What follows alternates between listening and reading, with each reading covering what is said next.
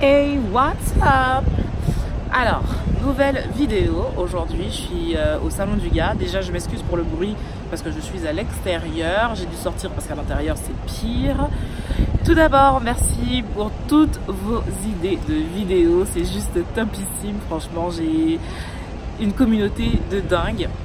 Donc vraiment merci pour toutes ces idées de vidéos parce que j'en avais pas du tout. C'est assez compliqué vers la fin du challenge d'avoir des idées de vidéos chaque jour. Mais j'en ai eu quelques-unes super intéressantes. Donc on parle aujourd'hui de Rome.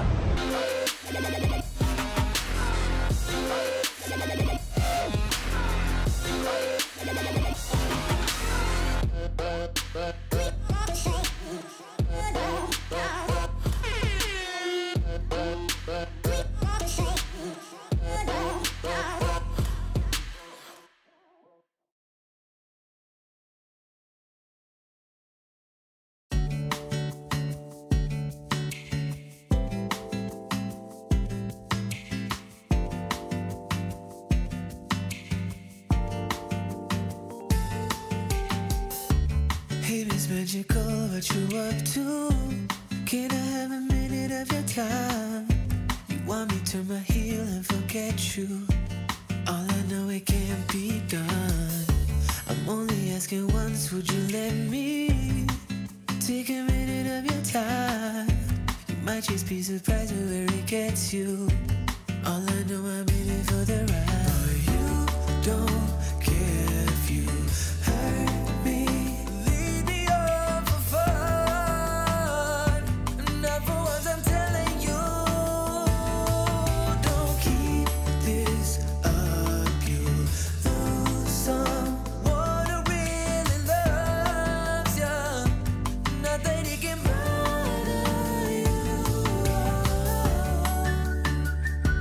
Alors je me mets un petit peu au soleil parce que ça fait énormément de bien.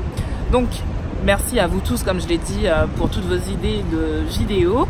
Mais aujourd'hui j'ai sélectionné le sujet de fricassé de lambi. Alors je suis mon pseudo sur internet, je suis désolée.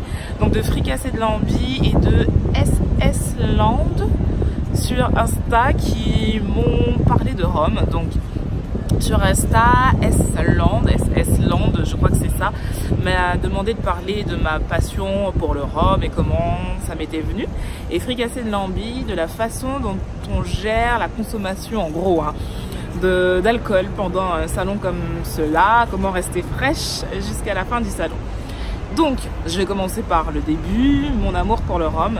Ben, je suis martiniquaise, donc si vous ne le savez pas, en Martinique, la boisson de prédilection, c'est le rhum agricole, évidemment à consommer avec modération, comme tous les alcools, voilà. Mais depuis que j'ai commencé à boire de l'alcool, j'avais un penchant plus pour le rhum vieux, je buvais pas du tout de rhum blanc. Et puis avec l'âge, j'ai appris à apprécier d'autres alcools, du gin, du vin, des choses comme ça. Et j'ai eu de la chance de faire une petite formation d'œnologie pendant ma formation d'hôtesse de l'air. Et j'ai vraiment adoré cet aspect de la dégustation d'un alcool. C'est aussi apprendre à comment il est créé, comment il est fait. Et j'ai trouvé ça super sympa. Et j'ai réalisé aussi que je ne connaissais absolument rien du rhum. Je ne savais pas comment on faisait du rhum, je ne savais pas comment fonctionnait une distillerie. Et pour une martiniquaise, j'ai trouvé ça un petit peu nul. Et j'ai eu de la chance de rencontrer Doudou, Benoît, qui bosse dans le rhum, qui est expert en rhum, qui lui a commencé à me former à ce niveau. Et voilà, ma passion pour le rhum s'est faite comme ça, tout naturellement, parce que j'aimais déjà ça. Mais j'ai eu envie d'en apprendre un petit peu plus. Donc aujourd'hui, voilà, je me forme à cet alcool qui me parle énormément. J'adore le milieu des salons, des Rumfest. Ça, je vous l'ai déjà dit, parce qu'on apprend énormément de choses. Les gens n'ont pas peur de vous transmettre leur savoir et ça, c'est super cool. Donc voilà pourquoi je suis dans le rhum, dans le milieu du rhum. C'est un milieu, on va dire, qui a une connotation très masculine et pourtant, il y a énormément de femmes, mais vraiment, qui bossent dans ce secteur et ça à tous les niveaux, que ce soit à la conception, les maîtres de chai, que ce soit au niveau scientifique, dans les laboratoires, dans les bureaux, au marketing, à la com. Voilà, à chaque échelon de la construction d'un rhum, il y a une femme. Et ça, en tout cas en Martinique. Là, je parle vraiment de la Martinique parce que j'ai eu de la chance de visiter pratiquement toutes les distilleries. Et je trouve ça juste top ici. Mais vous me connaissez avec mon amour des femmes. Donc c'est aussi pour ça que j'ai décidé de me pencher sur le sujet. Là, donc salon du gars depuis hier. Et c'est un salon, donc, comme je vous l'ai dit, c'est un distributeur hyper réputé en France qui propose en fait ses produits aux cavistes et cette année au public. Et en fait, ce qui est super sympa, c'est qu'il n'y a pas que du rhum, il y a du tout, du saké, du whisky, du cognac, du champagne, voilà, vous avez bien compris l'idée. Et donc on peut goûter un petit peu de tout. Alors maintenant, goûter de l'alcool, ce n'est pas boire de l'alcool. Et la différence, elle est là. Et c'est pour ça que je me suis dit que ce serait peut-être intéressant de vous en parler. Quand on est dans un salon comme ça, alors là, je parle vraiment des amateurs de rhum, pas ceux qui viennent en novice et qui ne connaissent pas forcément la manière dont ça se passe. Mais pour les amateurs de rhum et les professionnels, quand on vient dans un salon comme ça, on ne boit pas. C'est-à-dire qu'on va déguster, on va goûter, mais surtout on va recracher. Alors bien sûr, il y a des pros qui ne crachent pas, mais ça fait des journées très très longues si vous devez goûter énormément de choses. Et voilà, donc en fait, il y a des crachoirs à chaque stand où vous allez. Il y a de l'eau, il y a des crachoirs. Souvent l'eau, c'est pour laver son verre si vous avez goûté autre chose, une autre marque avant. Vous allez laver votre verre, vous allez aussi peut-être boire un petit peu d'eau, histoire de... Alors ce ne sera pas vraiment neutraliser votre palais, mais en tout cas enlever ce que vous avez un petit peu bu avant, qui pourrait interférer avec le goût de ce que vous allez boire. J'espère que vous m'entendez.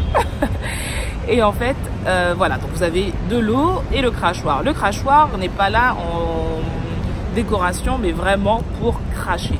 Et aujourd'hui, par exemple, c'est une journée uniquement dédiée aux professionnels. Et je vois la différence avec hier où le public, le grand public, généralement boit tout. Là, tout le monde crache. Tout le monde crache parce qu'il y a, je crois, une trentaine, quarantaine de stands, tout alcool confondu. Tu arrives à 10h du matin, tu ressors de là à 16h. Si tu bois tout ce qu'on te donne, et non, tu finis pas la journée en fait. Donc, on boit, mais vraiment, on goûte vraiment des petites doses. C'est maximum 2 centilitres par verre, donc c'est rien du tout. Et l'idée, c'est de faire passer l'alcool dans sa bouche, garder un peu l'alcool en bouche pour avoir déjà la première attaque. Alors déjà, on va sentir l'alcool pour voir au nez quels sont les retours que l'on a. Ensuite, en bouche, on va laisser l'alcool en bouche. On va vraiment faire en sorte que la bouche prenne toute la paroi, qu'on ait vraiment tous les arômes qui se dégagent. Et ensuite, on crache. On peut avaler un tout petit peu. On avale hein, de toute façon. C'est pas parce qu'on crache qu'on avale rien du tout. Mais l'idée, voilà, c'est de recracher. Et dites-vous bien que même en faisant ça, on a quand même la saveur de l'alcool parce que c'était dans la bouche. Donc, on va avoir toutes les sensations, on va avoir toutes les saveurs, tous les arômes qui vont quand même continuer à travailler en bouche.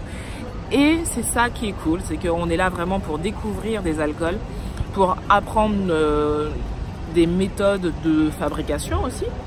Donc, c'est super intéressant. On n'est pas là pour boire, à se bourrer la gueule. C'est vraiment pas l'idée d'un salon comme ça. C'est quelque chose de très pro. Et je trouve ça hyper intéressant. Vraiment hyper intéressant. Donc voilà pour cette petite vidéo sur comment rester fraîche pendant un salon. L'astuce, c'est de recracher. Mais par contre, si vous savez que vous allez passer une soirée où là, vous ne pouvez pas recracher, par exemple, vous allez en soirée et vous êtes parti avec l'idée de bien profiter de la soirée.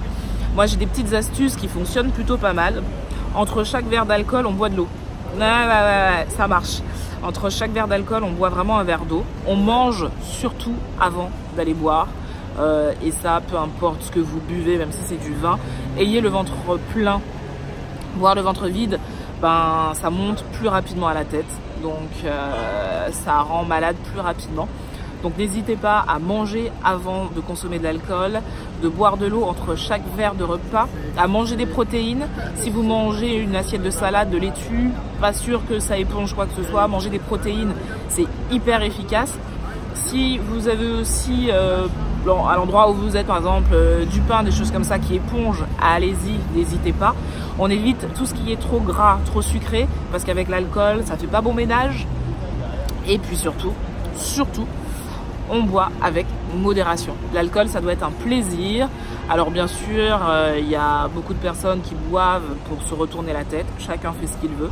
Moi, mon message, c'est on boit pour le plaisir, on boit pour déguster, pour avoir de merveilleuses saveurs en bouche, pour passer un agréable moment. Donc, on boit tranquillement. Voilà. Et surtout, avec modération. J'espère que cette vidéo vous aura plu. Vraiment, merci pour vos idées. Demain, je garde une idée de vidéo. Alors, j'ai pas retenu le nom, mais je le dirai demain dans la vidéo. Le manque d'inspiration. Parce que finalement, c'est une super vidéo. Alors, vous avez été plusieurs à me donner ce sujet. Je vous citerai demain dans la vidéo. Et vraiment, merci à vous. Sur ce, je vous fais de gros bisous. Je profite encore un petit peu du soleil parce que ça fait du bien. Surtout qu'à partir de demain, il va pleuvoir. Voilà. Gros bisous et encore merci de me suivre.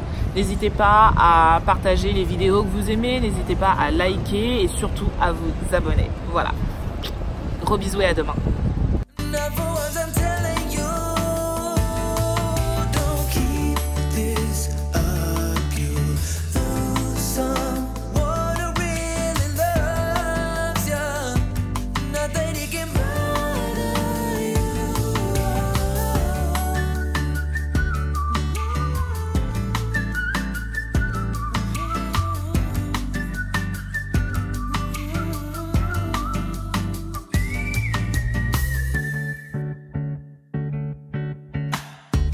Called me early morning, it was up, babe.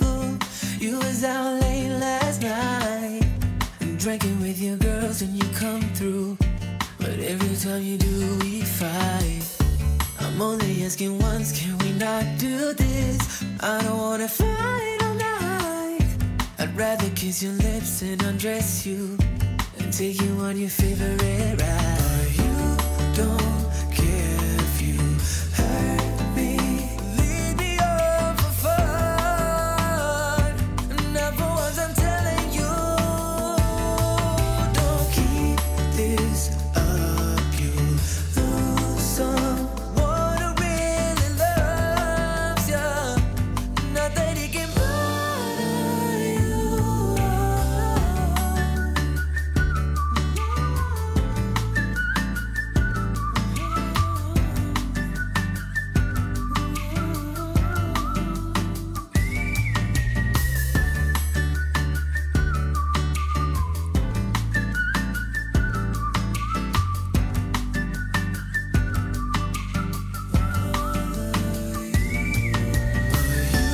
Don't